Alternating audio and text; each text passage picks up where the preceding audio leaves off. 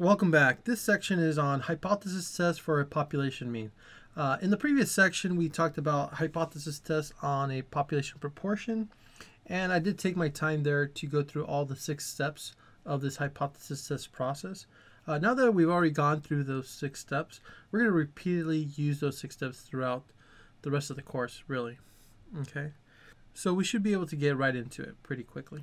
Now, there are 2 situations that we have. That is, if we know what the population standard deviation is. Now, if we don't know what the population standard deviation is, we're going to be using a t-distribution. And if you do somehow know what the standard deviation is from the population, then we'll use a z-distribution. Now, in this class, I'm going to mostly use the t-distribution. The process is similar, whether you're using the t or the z. It's just that you either have the population standard deviation in one case, or you don't know and you use the sample standard deviation in the other case. And of course, we have conditions that need to be met before we actually attempt this. And the typical conditions are that the sample is obtained using simple random sampling, the sample has no outliers, the sample either comes from a population that is normal, or the sample size is large enough, which in this case greater than 30. Okay, so again, this is the power of the central limit theorem coming back. And of course, our samples have to be independent from each other. So your sample size has to be much smaller than your population size, so less than 5% of your population size. Okay, so just like before, your first step is your hypothesis statement. Second step is identify your significance level, your alpha. Third step is compute the test statistic. Depending on what you're dealing with, you either have a t-distribution or a z-distribution. Now we know that t's and z's are drawn very similar. It's very hard to distinguish which one's a t and which one's a z if you just draw a bell-shaped curve. Okay, so again, in step 4, you have to draw either the two-tailed test, left-tailed test, or right-tailed test, depending on the alternative hypothesis in step 1. And of course, we're going to calculate that area to the left or right of your test stat found in step 3. Okay, and on your calculator, the function that comes up with those areas, which is the p-value, is a t-stat, or if you do know what the population standard deviation, we'll use the z-test. Okay, in my class, I typically just stick to t-test. Now, often you'll have inputs for these functions as either data or statistics. Okay, so if you have data, you're going to have to put in a list. If you have statistics, they already calculated what we need, so we just input what we need. In step 5, we're going to compare the p-value that we got in step 4 to our significance level. If the p-value is less than alpha, we reject the null hypothesis. If the p-value is greater than alpha, we fail to reject. Okay, and then step 6, we're going to use that flow chart from the previous section in order to come up with our wording for that conclusion statement. All right, let's just jump into an example here. Test a claim that an adult population of one town has a mean annual salary less than $30,000. Okay, a sample of 34 people had a mean of $26,585 and a standard deviation of $14,207. Okay, so that's a mean salary. Use a significance level of alpha equals 0.05. Okay. Now let's see if the conditions are met. Was there random sampling? Well, they didn't really indicate that it was random, but let's just assume so, since if we can't assume that, then there's really no way to proceed. No outliers, population is normally distributed. Well, as long as the sample size is larger than 30, which it is in this case, 34, then we can proceed. We can use the central limit theorem to assume that this is the sampling distribution is normal. Okay, and then 34 people, I'm assuming that is much less than 5% of the population. Again, there wasn't any indication that would say otherwise, so we're just going to assume that it is true. All right, so we start where we always start, which is the hypothesis statement, which is the null hypothesis and the alternative. Okay, And in order to come up with these, we have to identify the claim statement. You always want to highlight that or underline that. So in this case, it's either written in the very first sentence or in the last sentence, but it's usually followed by the word claim. Test the claim that an adult population of one town has a mean annual salary less than $30,000. That is your claim statement, okay? Step one comes from that highlighted sentence. Okay. Well, what are we talking about? Are we talking about a proportion? Are we talking about a mean? Are we talking about a standard deviation? What parameter are we talking about? Well, they specifically said the mean, right? So we know the population mean has this symbol, mu. The null hypothesis always has a condition of equality, so that's easy. And what does this claim statement actually suggest? Well, it says that the mean annual salary is less than $30,000, right? Less than. So that symbol is less than. So in this case, the claim statement was the alternative. Again, it can either be the null hypothesis or the alternative, but in this case, it was the alternative here. And then what goes here for the null hypothesis? Well, these numbers have to match. Okay, so for all your tests, you're always going to assume the null hypothesis is true until we have evidence to the contrary. Okay, so we're going to assume that the average salary is $30,000, okay, and see if the evidence supports our claim. All right, step two, we have a significance level of, in this case, 0.05. Step three, we're going to come up with our test stat. The test stat for a population mean, if you saw from the previous page, was this. Now we're always going to use the t because we don't have the population standard deviation, so we're going to use the t. So this is x bar minus mu over sample standard deviation over square root n. Okay, that's the test stat. Again, this is coming from the null hypothesis, and this is coming from our sample data. Right? This is a test stat that essentially calculates a difference between what we assume to be true and what we see from our data. Okay. Now, if these two values aren't that far off, then we can't really reject the null hypothesis, right? Because our data doesn't sway far away from it enough for us to make a determination that it's different. So what do we need? Well, we need the mu. We need x bar.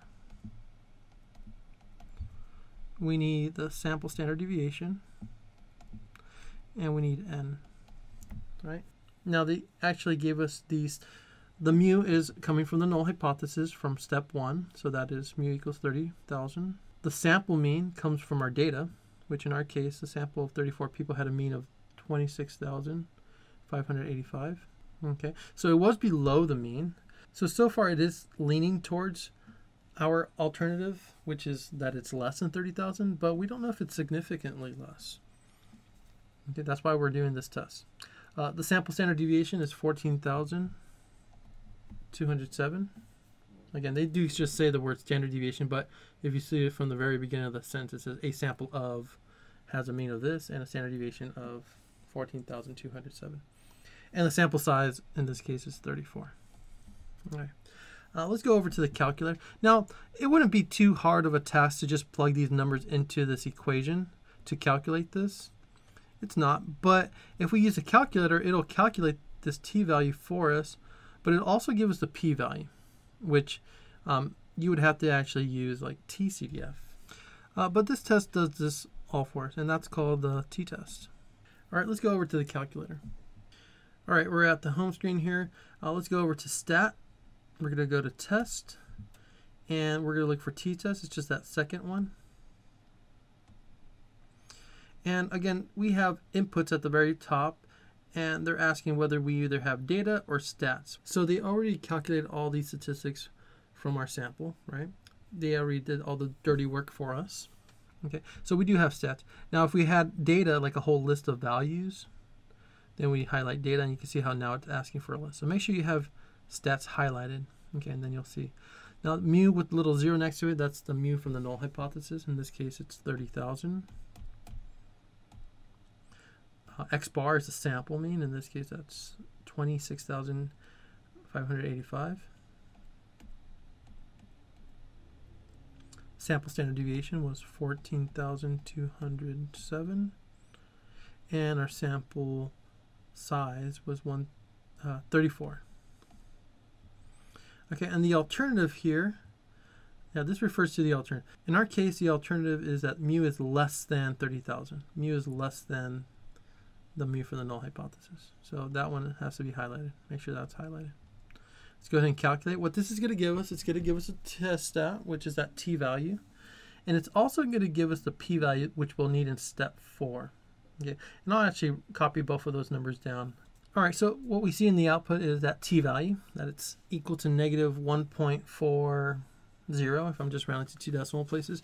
And then the p-value, you see it's the second one, it's 0.085. Okay, and then it just reiterates the sample mean, sample standard deviation, the sample size. Okay, so we just need those two values. That p-value is not less than 5%, so we already know we're not going to be able to reject the null hypothesis, but we want to go through this. Okay.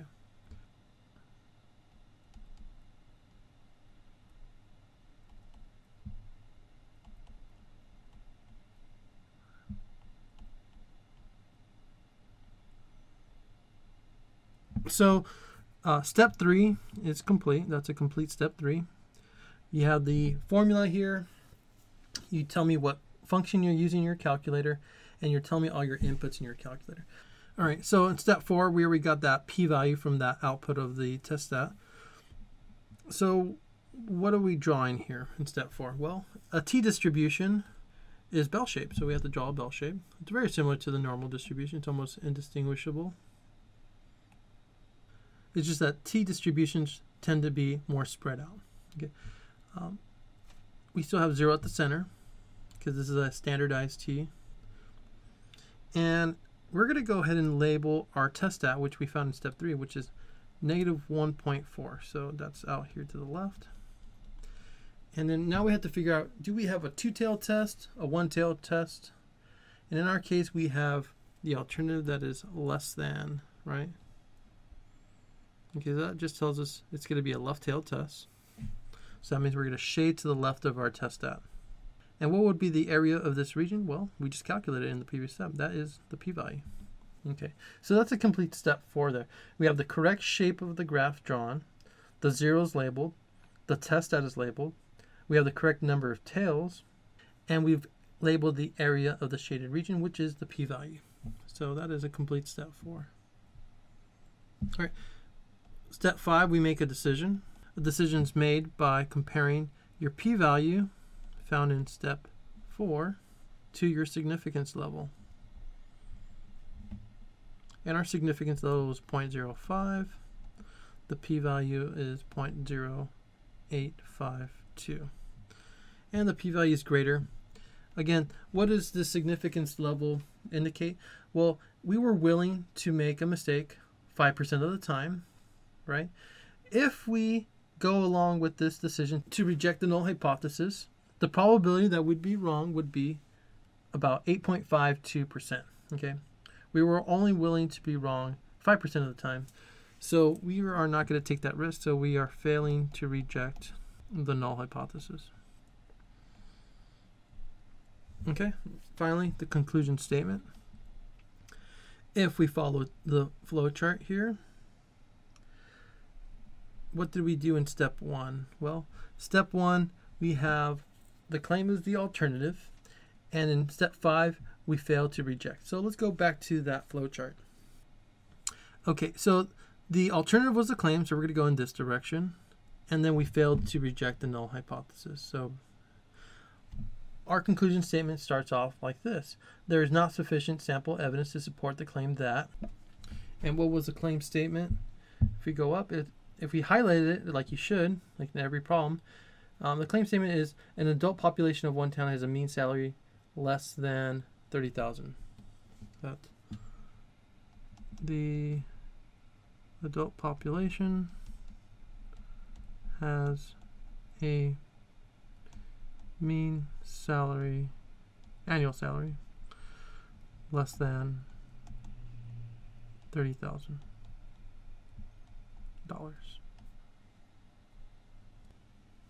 All right, let's do another one. Example 2. A gasoline manufacturer wants to make sure that the octane in their gasoline is 87.0. The testing organization takes a random sample of size 40, where the sample standard deviation is 0.5, and the sample mean octane is 86.94. Okay, is there enough evidence to support the gasoline manufacturer's claim? Okay, what was that manufacturer's claim? Well, at the very top it said that is what? Gasoline manufacturer wants to make sure that the octane in their gas is 87. Okay, so let's go through the conditions. Was there a random sample? Yep. Are there any outliers? Population is normally distributed, or is the sample size large? Okay, if the sample size is large, which means it's greater than 30, then we're in good shape, which it is. Okay, so that's checked off. And is that sample size of 40 less than 5% of the population? Well, yeah, because 40 is much less than 5% of all the samples that you can actually take, because this is a large manufacturer. All right, so step one is to come up with our hypothesis statements. And our claim is on what type of parameter? Well, so the gasoline manufacturer wants to make sure that their octane in the gasoline is 87. So in that claim statement, it doesn't say the word mean or anything like that. But typically things that are measured, we're interested in the mean value unless they indicate otherwise. So we are talking about the mean here. The null hypothesis always has a condition of equality. Okay, and let's go ahead and read that claim statement again. The octane of the gas is 87. So in this case, the claim is that the mean octane in their gas is 87. Okay, so that one is the claim statement. So this is an example where the null hypothesis is actually the claim. Okay, and the opposite of that would be that it's not equal to. So this is going to be a two-tailed test. So that's a complete step one. Step two, what's our significance level? They tell us that it's 0.05. Step three is our test stat. Again, we're dealing with the mean, and we are given sample data, sample standard deviation. So it's going to be a t-test. So it's going to be x bar minus mu over sample standard deviation over square root of n. Okay, that's going to give us some t-value. Let's go ahead and list out all the inputs to this calculation, which is mu, x bar, s, and n. Okay. Again, this time around, they did just give us a summary statistics. They haven't given us data yet. The next example, I'm sure we're going to have that. So we have mu equals, well, that comes from the null hypothesis again. This comes from the null hypothesis. This comes from our sample data. Okay, a lot of times people get those confused because they're both means, but one's a sample mean and one's a population mean. Okay, so this one's 87. Sample mean, they told us that it's what? Sample mean of 86.94. 86.94. So that's pretty close to 87, but we don't know if it's significantly different. It could be, depending on the standard deviation. In this case, the standard deviation is 0.5. So it does have a small standard deviation. Sample size is 40. Okay, so that's all the inputs that we need. Again, we're going to just run this through t-test. So let's move over to the calculator. All right, let's go to stat, test, t-test. Again, we still have stats that they give us, right? They haven't given us data yet in one of these examples. Not yet. Coming up soon, though. The mu is 87. Sample mean is 86.94. Sample standard deviation is 0.5, and the sample size in this case is 40. And the alternative, what is the alternative? The alternative in step one was that mu is not equal to 87, so we need to make sure that that's highlighted. And let's go ahead and calculate. All right, what do I get for a test stat? Well, negative 0.75. Doesn't even make sense that it's negative. X bar minus mu in the numerator. X bar is less than 87. So yeah, it makes sense that it's negative. And then we have a p-value that is 0.4524 if we ran it to 4 decimal places. And that's definitely not less than our significance level. So we're not going to be able to reject the null hypothesis here.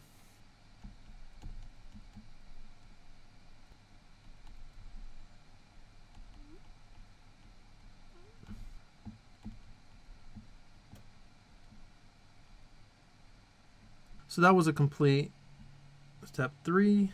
Step 4, we're going to draw our picture here. Again, a t-distribution is a bell-shaped distribution. 0 is at the center.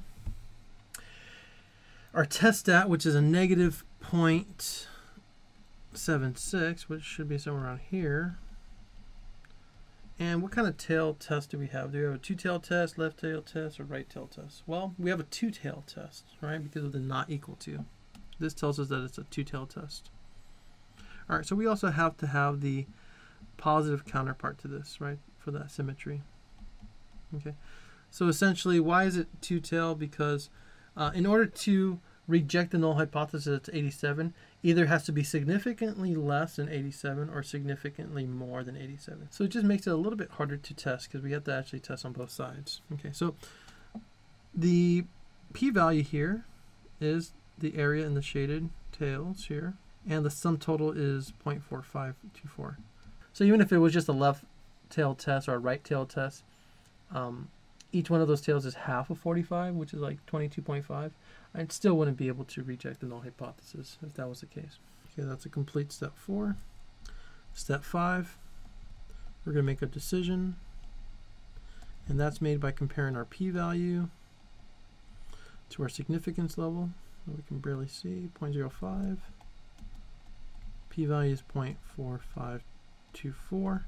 Again, if we reject that the mean octane is 87, then the chances of us being wrong in that decision is 45%. So that's a very high chance of us being wrong in that decision. So we're not going to make that decision. We're going to fail to reject the null hypothesis. We just do not reject the null hypothesis. And step 6, again, in this case, if we go through that flow chart, the claim was the null hypothesis. So it does have the condition of equality. And we failed to reject the null hypothesis. So let's go over to that flow chart. Okay, so the claim was a null hypothesis, so we're going in this direction.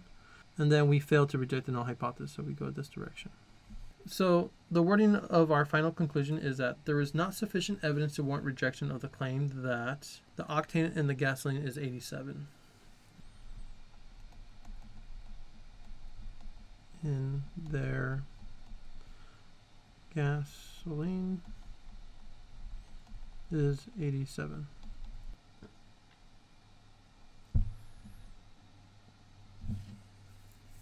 Okay, so 3 here. What do we have? Well, you'll see some graphs below and they might look a little scary, and I'll talk about that and why I'm showing that. Okay, so according to the US Mint, quarters weigh 5.67 grams.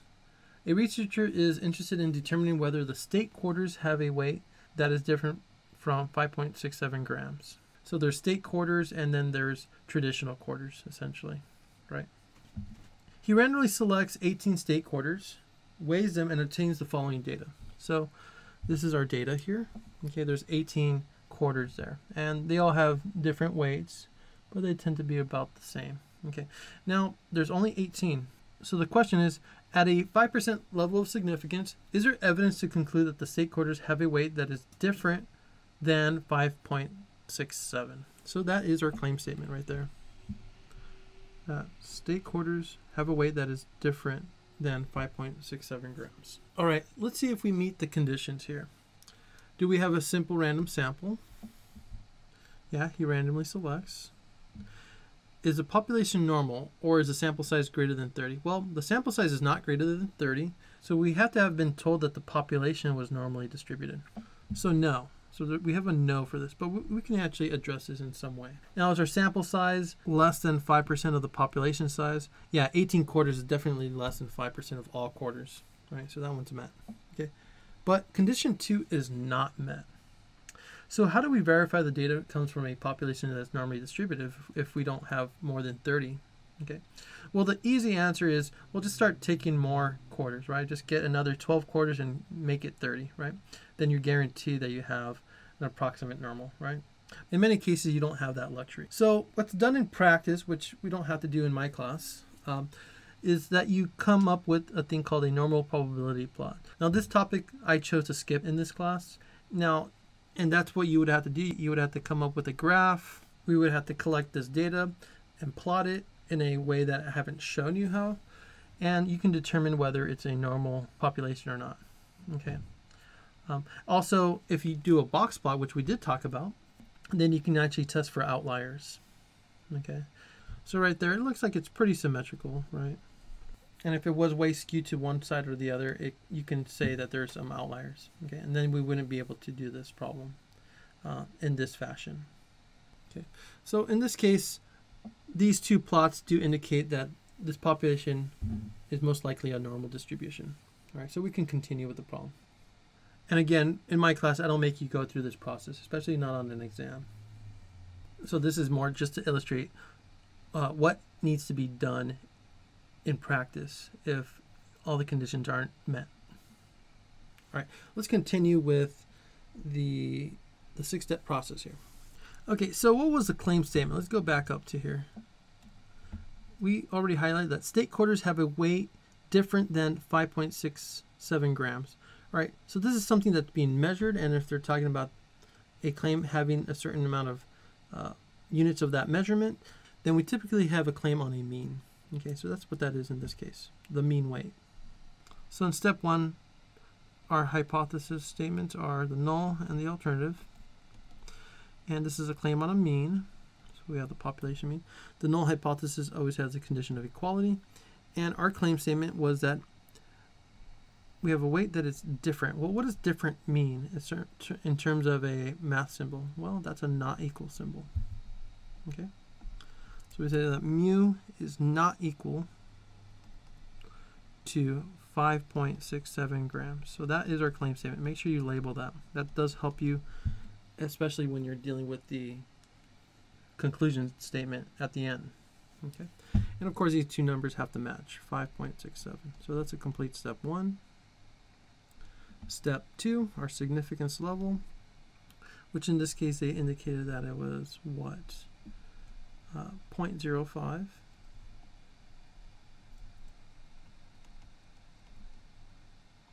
Our test stat. Okay, this is going to be a t-test. We have x bar minus mu over sample standard deviation over square root of n. And we have mu, we have x bar, we have sample standard deviation, and we have n. Okay, now I wrote those down, but did they give us any of that? Let's go back up. Well, I don't see any numbers in the paragraph other than the word 18, which is our sample size, and 5.67, which is our mean weight in the null hypothesis. Okay, so that means we actually have to calculate x bar and s using 1-var stats. Well, we can do that by just putting this data into a list, right?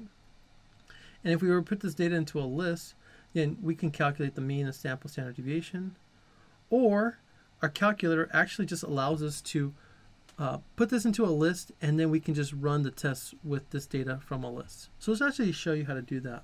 Okay, I'm going to go ahead and start entering all this data into a list. So how do we access the list? We go to stat. If we just go to edit, you can clear out anything you have. I'm just going to clear them all out just to clean it up.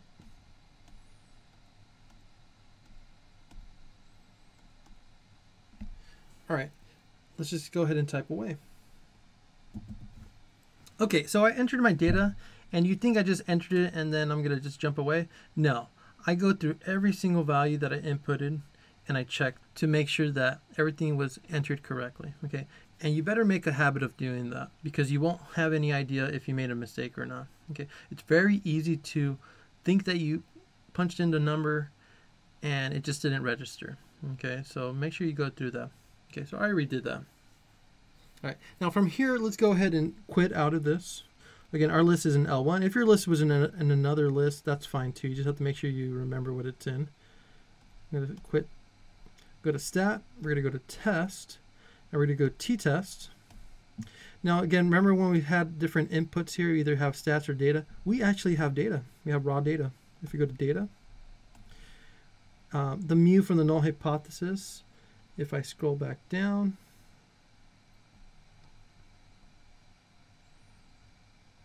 was 5.67. The list of data that we have was in L1, so make sure that's in L1. Frequency, just keep that at 1. And the alternative hypothesis in our case was that mu is not equal to 5.67, so make sure that that not equal to is highlighted. Okay, and then we can just calculate. It'll give us all sorts of nice stuff. Okay, it gives us the test stat. It also gives us the p-value, which is the two main things that we need to get out of this. But it also gives some extra stuff. It calculates the sample mean, which is 5.702, and the sample standard deviation, which is 0.04965 approximately, and the sample size was 18. It just counted the data values, right?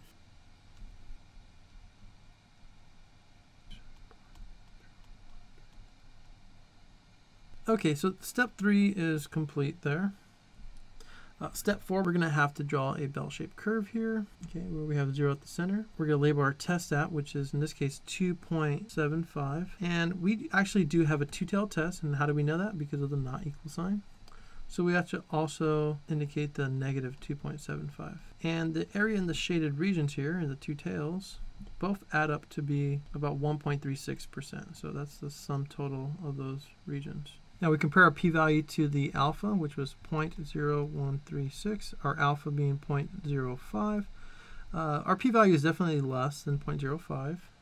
Okay, so that tells us that we can reject the null hypothesis, right? Because, again, the p-value represents the probability of committing an error in your decision of rejecting the null hypothesis if, in fact, it was actually true. Okay, there's about a 1.36% chance of that, and we were willing to be up to a 5% chance of making that error.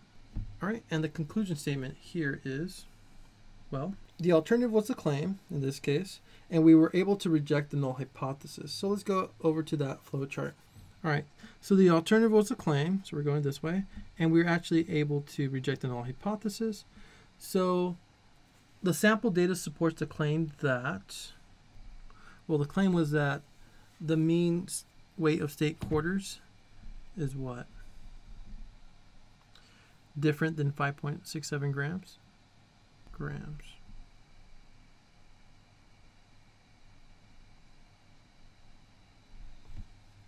All right, thanks for watching.